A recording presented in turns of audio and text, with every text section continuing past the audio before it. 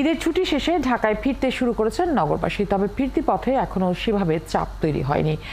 সায়েদাবাদ টার্মিনালে রয়েছেন সহকর্মী নাদিয়া শারমিন, তিনি যুক্ত হচ্ছেন আমাদের সাথে।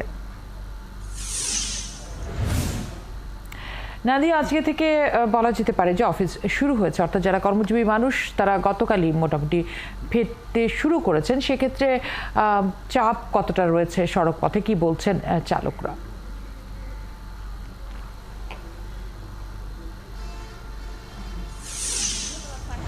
কর্মদিবস আজকে থেকে শুরু হচ্ছে বটে, কিন্তু আজকে হচ্ছে বুধবার, কালকে বৃহস্পতিবার, আর বৃহস্পতিবারটা কোনো মতে টেনে নিতে পারলেই শুক্র শনি আবার 2 দিন ছুটি। সব মিলিয়ে আসলে মানুষ কিন্তু যেহেতু ছুটির সময়টি আসলে কম পায়, কাজেই এই সময়গুলোতে তারা চিন্তা করে আরও 2 দিন যদি ছুটি বাড়ানো যায়। সেই কারণে কিন্তু অনেকেই এখনও পর্যন্ত ঢাকায় ফেরেননি, যার কারণে আমরা যেই ভিড়টা সাধারণত দেখি সেই ধরনের ভিড়টা আমরা কমই দেখছি। আমরা যদি একটু এখানকার সায়েদাবাদের যারা আছেন তাদের সাথে কথা বলে আসি, বাসের যারা কর্মচারী আছেন, শ্রমিক, তাদের সাথে কথা বলে আসি। আজকে ফেরার ভিড়টা কেমন দেখছেন? আর আজকে ফেরার ভিড়টা কেমন দেখছেন? যাওয়ারটা কেমন? যাওয়ারটাও মোটামুটি আছে, ফেরারটাও মোটামুটি আছে, তো এই জামে আর কি বেশি সমস্যাটা আর কি।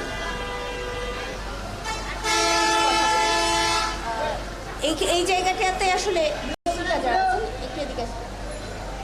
এই জায়গাগুলোতে বাস থেকে লোক নামা কতটুকু দেখছেন আর যাওয়া কত? এখন যাওয়া নাই, এখন আসা, এখন যাওয়ার কোনো যাত্রী নেই।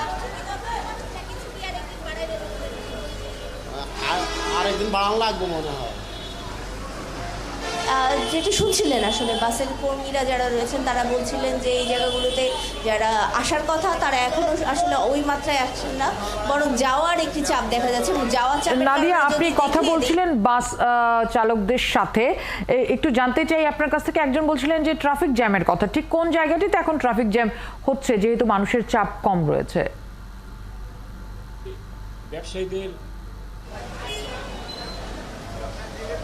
আমি দুঃখিত ফারহান, আমি বুঝতে পারিনি আপনার প্রশ্নটা।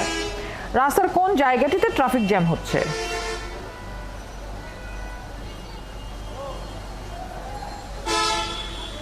সায়েদাবাদ টার্মিনালের পর থেকে আসলে ট্রাফিক জ্যামটা শুরু হয়েছে এবং এই পুরো রাস্তাটি জুড়ে ব্রিজের দিক পর্যন্ত ট্রাফিক জ্যাম হচ্ছে বলে আমরা এখান থেকে খবর পেয়েছি। এবং মূলত যেটি ট্রাফিক জ্যাম তৈরি হচ্ছে সেটি বেরোনোর পথে ট্রাফিক জ্যামটাই অনেক বেশি, বরং ঢোকার পথে ট্রাফিক জ্যামটি কম আছে এখনও পর্যন্ত। তবে রাত্রে বাড়ে কিনা সেটি একটি চিন্তার বিষয় থাকে, যদিও এখন পর্যন্ত স্থানীয় গাড়ি, তারপরে আবার অটোরিকশাগুলো এই মুহূর্তে এই রাস্তাগুলোতে ঢুকে গেছে, সিএনজি রয়েছে এবং বাসগুলো বেরোচ্ছে, অনেক বেশি বাস এখন বেরোচ্ছে। লোকাল বাস তো রয়েছে, বাইরের বাসগুলোও রয়েছে। সব মিলিয়ে একই সাথে যখন অনেকগুলো পরিবহন, অনেক ধরনের পরিবহন এক জায়গায় ঢুকছে এবং পরিবহনের চাপটি হঠাৎ করে বেড়ে যাচ্ছে, তখন এই যানজটটি তৈরি হচ্ছে। এর পাশাপাশি আপনাকে জানিয়ে রাখি, আমি এর আগে ছিলাম রেল স্টেশনে কমলাপুর, এবং কমলাপুর রেল স্টেশনে কিন্তু ঘটনাটি মোটামুটি একই রকম। যত যাত্রী আসছেন তার চেয়ে বেশি যাত্রী যাচ্ছেন, এবং বিভিন্ন কারণে যারা ঈদে এখান থেকে বেরোতে পারেননি তারা এই সময়টিকে বেছে নিচ্ছেন বাড়ি যাওয়ার জন্য, এবং তারা মনে করছেন যে ভিড় এড়িয়ে বা ঝামেলা এড়িয়ে এই সময়টিতে যাওয়াটাই সবচেয়ে ভালো হবে, এবং সেই কারণে তারা এই সময়গুলোতে ছুটে যাচ্ছেন। আমরা সামনে ঈদের পরবর্তীতে আসলে দেখি ঈদের সময়টিতে যখন যাওয়া হয় তখন অনেক ধরনের যানজট বা অন্যান্য সমস্যা থাকে, পাশাপাশি বাসের টিকিট পাওয়া, ট্রেনের টিকিট পাওয়া কঠিন হয়ে যায়। সেই কারণে অনেকেই এই সময় বেছে নেন। আবার যাদের অনুষ্ঠান বা বিভিন্ন রকম উৎসব থাকে সেইগুলো আসলে তারা এর পরে করেন, পারিবারিক উৎসবগুলো। এবং তার পাশাপাশি বিভিন্ন কারণে যাদেরকে ঢাকাতে ঈদ করতে হয় তারা এই সময়টিকে বেছে নেন ঢাকার বাইরে যাওয়ার জন্য। এবং ধন্যবাদ নাদিয়া, আমাদের সাথে যুক্ত হওয়ার জন্য। সহকর্মী নাদিয়া শারমিন যোগ দিয়েছিলেন আমাদের সাথে।